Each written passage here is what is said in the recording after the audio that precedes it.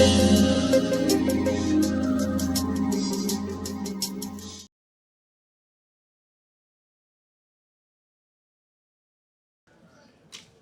Olympia, vous êtes une grande romancière, essayiste, nouvelliste, poétesse, j'en oublie. Vous avez une grande œuvre puisque vous publiez depuis longtemps. Oui, plus de 40 ans. Oui, plus de 40 ans. Et vous avez quand même, votre œuvre commence à être connue et reconnue puisque vous avez reçu de nombreux prix, notamment le prix de l'Académie française pour l'ensemble de vos œuvres poétiques, le prix de la critique et d'autres prix que j'oublie là, mais c'est beaucoup. Oui, merci. Et bon, on n'écrit pas pour les prix, on écrit parce qu'on en a besoin. On ne peut pas faire autrement pour plus on avance dans ce monde. On voudrait célébrer, c'est ma marque de fabrique, puisque j'ai écrit dans l'autre côté du monde. Ma vie n'est faite que d'amour, de tout le reste, elle est défaite. Et en ce moment, on est dans la défaite.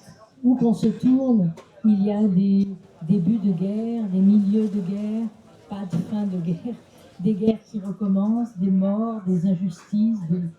On a de quoi perdre un petit peu ces valeurs, en tout cas on ne les reconnaît pas. Et donc pour moi, l'écriture, c'est ce qui me permet de tenir, de vivre, de continuer à célébrer. J'ai toujours été du côté de l'amour, c'est-à-dire l'amour d'autrui, l'amour des gens, aider, soutenir, être fraternel, sororal pour nous. Mais au fond, je me dis qu'un jour, quand on avance en âge, ce qui parle pour nous, c'est ce qu'on a fait. Et donc mes livres, c'est ce que j'aurais fait quand je finirai le chemin. Vous êtes très, disons, votre œuvre tourne beaucoup autour de la spiritualité. Oui. Là. Vous pouvez nous en parler un peu là? Oui, je me suis rendu compte que dans mes premiers livres, les héroïnes étaient des femmes comme tout le monde. Et puis, quand je suis arrivée à Rive de bronze, Rive de perle, l'héroïne est une femme indienne qui n'a jamais pu exprimer son amour. Et elle disait, même un amour qui n'est pas connu et reconnu, il illumine une vie. Et moi, dit-elle, il avait illuminé ma vie intérieure. J'avais inventé ce personnage en partant d'une femme que j'avais rencontrée en Inde, une très vieille femme qui avait cette noblesse d'âme que l'on voyait sur son visage, et ça m'avait beaucoup touchée. Et puis après, j'ai commencé à écrire sur des figures plus affirmées spirituellement, comme Mère Teresa, le royaume de sa nuit. Et puis, après Mère Teresa, ça n'était pas facile de trouver une figure spirituelle, et j'ai rencontré une figure spirituelle de très haut niveau, Etty Hillesum, une jeune philosophe juive assassinée à Auschwitz. Elle avait 29 ans, et à 29 ans, elle avait atteint un tel niveau de force morale, de courage, de générosité, de dépassement même de la mort, qu'un des critiques qui a parlé de mon livre a dit c'est comme dans D'une mémoire de Santal, votre deuxième roman, on a l'impression que vos personnages arrivent à vaincre la mort.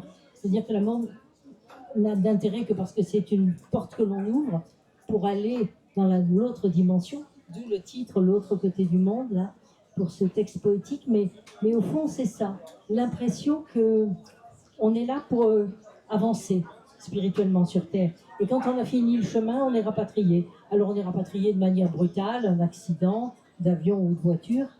Et je pense à cet homme jeune de 40 ans, je crois, qui était dans l'avion en Inde. L'avion s'est écrasé au décollage.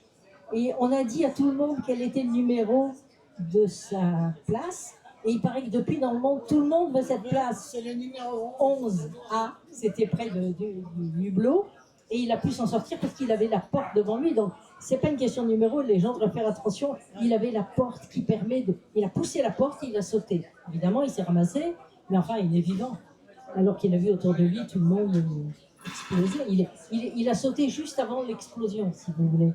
Et je me dis, cette heure-là, cette heure du destin ultime, comme disait Rilke, dont je suis spécialiste, il faut la préparer pour vivre mieux ici, en accord avec les autres, et puis ne pas trop s'attacher aux valeurs matérielles, qui finalement, d'abord les linceuls n'ont pas de poche, sauf si la mode a changé et qu'on ne m'a pas prévenu, et ensuite les corbillards ne sont pas suivis par les coffres-forts. Donc il ne faut pas donner plus d'importance à la matérialité qu'elle n'en a. Vous avez une grande connaissance de l'Inde. Et je pense que ce monsieur-là, qui est un rescapé, sera aussi un personnage de roman, je pense. Il pourra être un personnage de roman. Pour moi, non.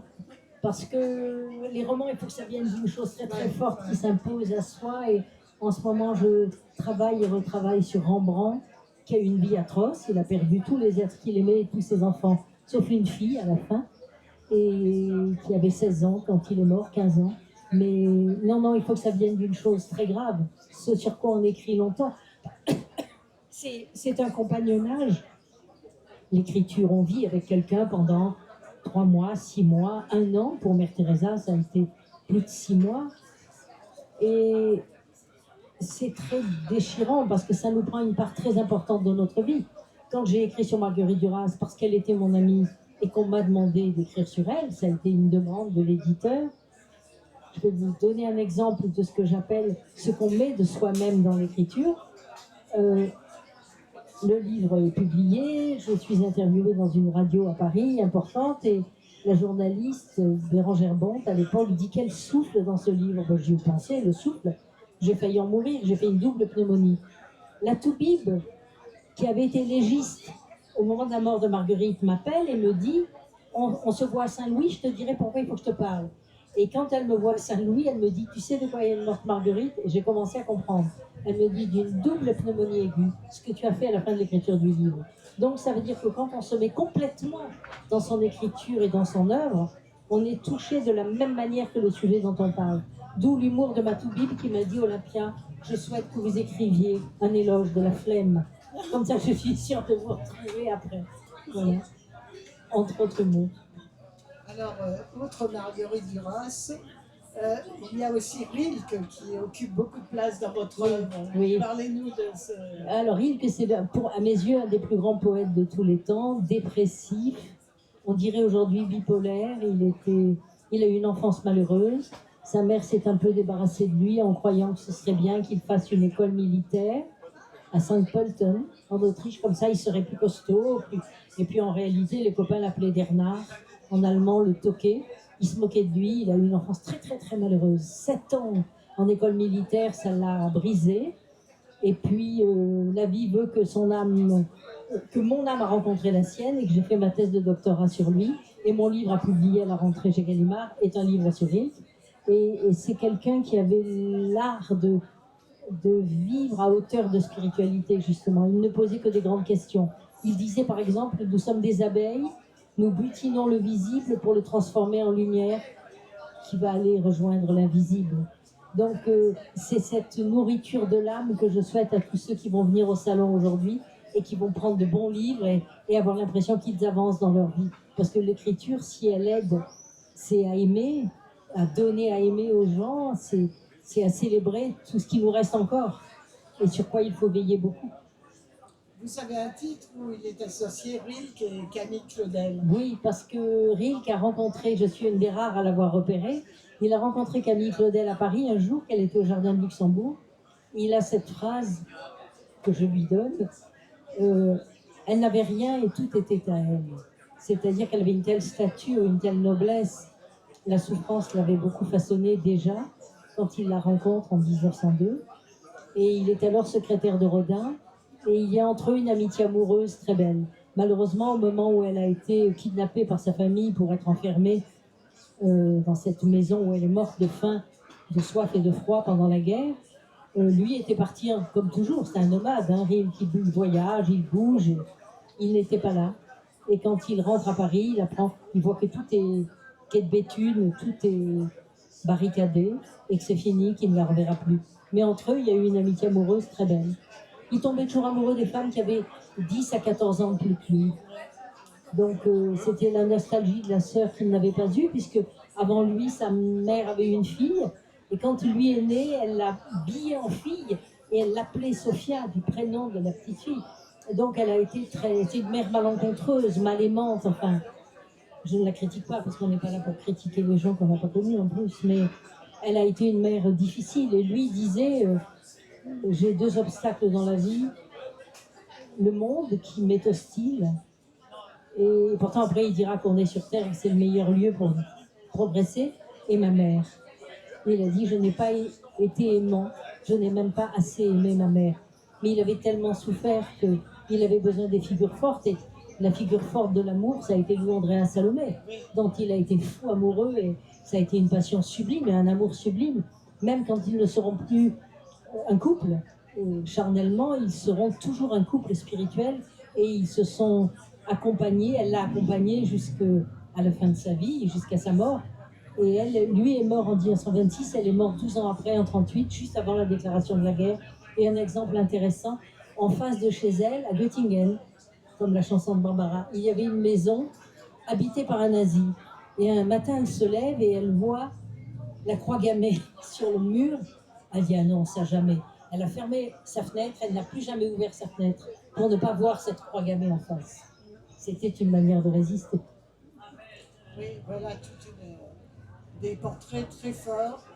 Et vous êtes aussi intéressé à peut-être pas des choses plus légères, mais extrêmement intéressantes. Par exemple, les mots de Venise. Oui, qui est un succès phénoménal. Oui, ça c'est incroyable. Le directeur de collection, Julien Brocard, me dit un jour vous avez lu un texte, c'était à Lourdes, où j'étais invitée pour un colloque, et j'ai lu un texte que j'avais écrit sur Venise, et il m'a dit ça m'a tellement marqué. Et donc, entre la poire et le fromage, au moment où on va décider, il me dit est-ce que vous m'écririez les 100 mots de Venise? Et ça a été une récré pour moi, parce qu'écrire sur Venise, après avoir écrit sur Étienne Soule, morte à Auschwitz, et Mère Teresa qui a vécu, qui a porté la misère du monde et de l'Inde sur son dos toute sa vie, c'était merveilleux. Donc j'ai fait Venise et ensuite j'ai fait Florence, qui est une ville incroyable. Enfin, tous les gens qui sont allés seront d'accord avec moi, où on a de l'art tous les mètres carrés, on ne sait plus où donner des yeux et des regards. Et c'est vrai que ça a été un très très grand bonheur. J'aime beaucoup les commandes où il y a des contraintes. On m'a dit pas plus de tant de pages. Il ne faut pas dépasser 100 mots. D'ailleurs, la première fois que j'avais triché, il y en avait 101. Mais bon, c'est pas grave. Et c'est merveilleux parce que ça oblige, comme l'art de la nouvelle, à écrire de manière resserrée, percutante et pertinente, et en même temps, à la fois être dans l'immensité qui nous est offerte par la culture, et en même temps dans le sourire et dans une forme de gratitude. Parce que écrire pour célébrer une ville merveilleuse comme Venise, c'est tout de même une grâce qui nous est donnée. Donc j'étais très heureuse de pouvoir écrire sur Venise. Et ça se sent, paraît-il, puisque les gens ne cessent de le racheter. Et là, j'ai eu une 4e édition, on en est à plus de 6000 exemplaires. Pour un petit livre comme ça, un peu fin, un peu attentif, avec aussi beaucoup d'humour, je trouve que c'est une belle reconnaissance. Oui, il y a beaucoup d'humour, des références, des anecdotes, c'est très intéressant, en même temps que vous donnez évidemment l'exactitude des lieux. Des lieux et des choses. Et en même temps, ça ne prend pas de place, on peut l'avoir dans la poche, justement, ou dans le sac, et puis à Venise, se balader et regarder si on parle à ce moment-là de ce que l'on voit. Voilà. J'ai beaucoup aimé. Merci. Et donc, vous écrivez des nouvelles. D'ailleurs, vous êtes la présidente du jury de la nouvelle à Nice. Du prix de la nouvelle senior. Oui, c'est un régal. J'adore ça. Donc, votre dernier ouvrage paru aux éditions B des Anges. C'est Promenade des Anglais, 12 nouvelles. 12 nouvelles. Qui se passent toutes à Nice. Il y a une qui se passe à Vence, d'ailleurs. C'est un déjeuner avec un ami. Et c'est réel, parce que toutes les histoires sont vraies. Et j'ai beaucoup aimé écrire sur ma région, écrire sur ce qui s'y passe. Parce que la région de la Côte d'Azur, c'est un peu particulier. On a le soleil, on a la mer, on a la montagne pas loin, mais on a aussi beaucoup la présence de gens âgés, de gens qui terminent leur parcours et qui ont une vision pleine de sagesse de l'essentiel. Et donc les personnages de mes nouvelles sont pratiquement tous des gens âgés. Et pour moi, c'est très très important. C'est une manière de leur dire merci. Parce qu'il suffit de parler un peu avec eux pour se rendre compte de la profondeur de la vie des gens. Il n'y a pas de vie inutile, il n'y a pas de vie sans intérêt. Toutes les vies ont leur histoire, leur roman, leur poème intérieur. Et je pense que c'est ce que j'ai voulu faire dans les nouvelles. Dire des choses vraies, fortes, mais on peut en lire une tous les soirs. Vous savez, on pourrait mettre en exergue, prendre 10 minutes tous les soirs avant de dormir. C'est-à-dire que vous êtes sûr que vous lisez un texte en entier, puis ça va vous poursuivre pendant longtemps, vous allez y revenir. Et en général, les lecteurs me disent « j'ai lu d'une traite et puis après j'y suis revenue parce que j'ai senti qu'il y avait des choses qui m'avaient échappé, ce que j'avais trouvé charmant. » Voilà. Bien. Eh bien, j'encourage les auditeurs et les lecteurs à Merci. vous rendre sur le stand de Baie des Anges pour vous procurer ce livre et aussi les autres ouvrages de Olympia. Il y en a une quinzaine, ça va. Voilà, ça va. Merci, merci Merci infiniment. Olympia. Merci Au revoir. beaucoup.